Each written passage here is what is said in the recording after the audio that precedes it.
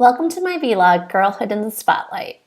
Today I'll be looking at girlhood through the lens of the YA book American Girls by Allison Umminger and a reading from the journal Girlhood Studies. The question I will examine today is, how does the media shape the voices of girlhood in America, and how does an adolescent character reject certain media and societal influences and gain agency in her search for her own identity? First off, I'd like to share a personal example from my early work life in New York City. In my 20s, I was an editor at Teen People magazine, a spin-off of People magazine for teens. I coordinated a network of 7,000 teens that we called trend spotters. They wrote in about their lives, mostly female teenagers, what music they were listening to, fashion, books, romance, everything that was going on in their lives. I wrote a column called Love Stories and edited a book featuring young romance.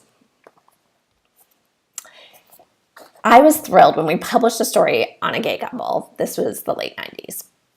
What strikes me most looking back at this experience in the context of our reading is how much agency these young girls showed. They wanted to tell their own stories, to ask their own questions, and were enthusiastic about voicing their concerns, writing letters, emails, calling frequently. We use their communications as well as other stories to mine for story ideas. Media has a way of shaping and editing the voices that it allows to shine through, but that picture can also change over time.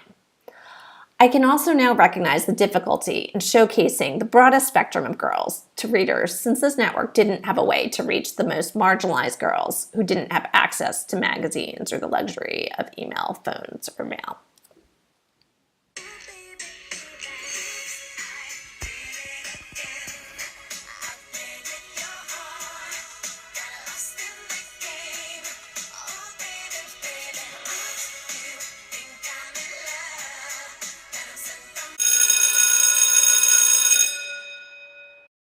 Let's talk about the supplementary reading, Redescription of Girls in Crisis.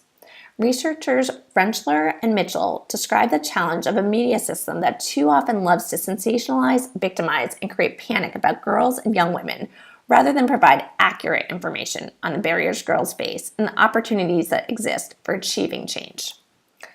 They use the example of the Canadian press and how racialized female victims, to be considered deserving of public attention, are often portrayed as close to white middle-class Canadians.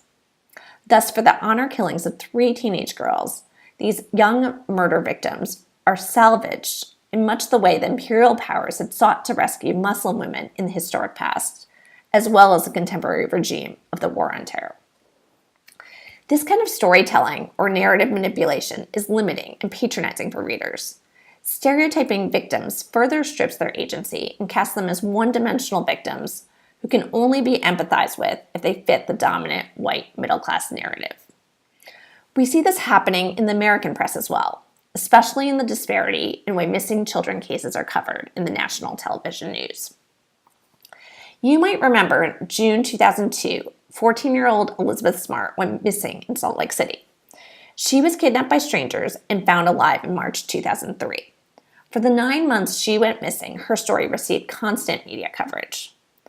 Other children were missing during this time period, but didn't get nearly the same amount of attention.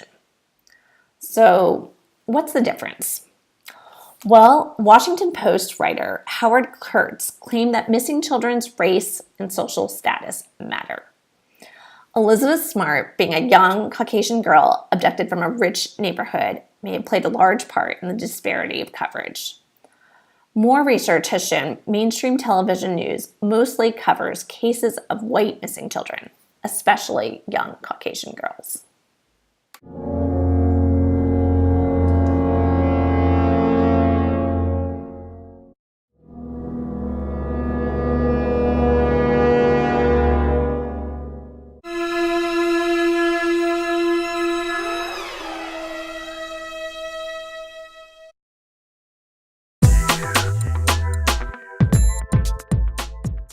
Speaking of Caucasian girls, let's move on to the YA novel American Girls.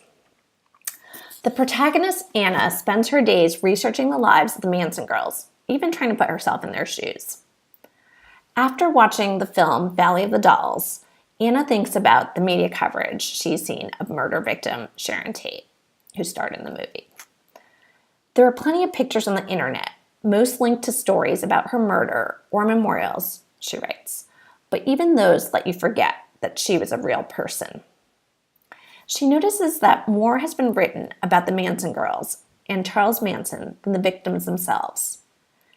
She writes, Sharon Tate was just a name or a beautiful blonde or an actress or the wife of a director or another woman who really became famous only when her life was over.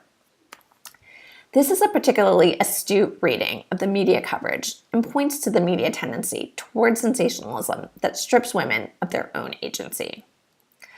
Every time Anna sees Sharon Tate, she thinks about Paige Parker, a victim at her own hand.